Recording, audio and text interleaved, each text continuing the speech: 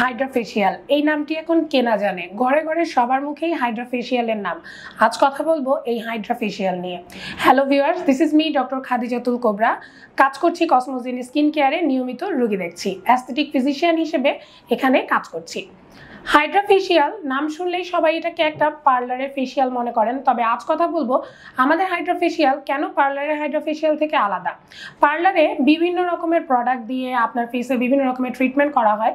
যারা জানে না ফেসের অ্যানাটমি কি বা কোন প্রোডাক্ট আপনার স্কিনের জন্য সুইটেবল কোনটা না, আমরা দিচ্ছি মেডিকেটেড হাইড্রোফেশিয়াল, যেটা অত্যাধুনিক মেশিন দ্বারা করা হয়, যেখানে আমরা আপনার ফেসের প্রবলেম অনুযায়ী আপনার ফেসে প্রোডাক্ট ইউজ করব, কোন প্রোডাক্টটি আপনার ফেসের জন্য সুইটেবল সেটি আমরা প্রোভাইড করব।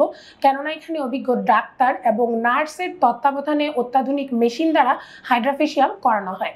হাইড্রোফেশিয়াল কেন করবেন? মূলত আপনার ত্বকে বিভিন্ন ব্ল্যাক হেডস, হোয়াইট হেডস জমে যায়, এগুলোকে দূর করার জন্য হাইড্রোফেশিয়াল অন্যতম।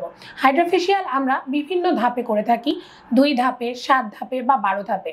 এই ক্ষেত্রে হাইড্রোফেশিয়াল ত্বকের ডাস্ট বা ইমপিউরিটিস তো দূর করেই, তার সাথে এটি কিন্তু অ্যান্টি এইজিং এর কাজ করে। হাইড্রোফেশিয়ালে মাইক্রোডার্মা অ্যাব্রেশন করা হয়, ত্বকের ডেড সেলগুলোকে তুলে ফেলা হয়। এছাড়াও এতে ত্বকের হাইড্রেশন মেনটেন হয়, ত্বকে অ্যান্টি এইজিং এর কাজ করে, অর্থাৎ তারুণ্য ধরে রাখতে খুব ভালো কাজ করে। আপনার ত্বকে যেন পিগমেন্টেশন না জমে, তার জন্য কিন্তু হাইড্রোফেশিয়ালের কোনো জুড়ি নেই।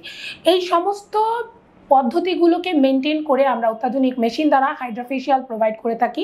আপনার ত্বকের জন্য কোন সিরামটি প্রয়োজন সেই অনুযায়ী আমরা কখনো নায়াসিনামাইড, কখনো স্যালিসাইলিক, ত্বকের বিভিন্ন ভেদ অনুযায়ী, বয়স অনুযায়ী আমরা সিরাম প্রোভাইড করে হাইড্রোফেশিয়াল করে থাকি। এই হাইড্রোফেশিয়াল যদি আপনি অন্তত পক্ষে মাসে একবার করে নেন, আপনি পেয়ে যাবেন একটি প্রাণবন্ত দাগহীন উজ্জ্বল ত্বক। তাই ডক্টরের তত্ত্বাবধানে উন্নত মেশিন দ্বারা হাইড্রোফেশিয়াল নিতে যোগাযোগ করতে হবে কসমোজেন স্কিন কেয়ারে। অসংখ্য ধন্যবাদ। আসসালামু আলাইকুম।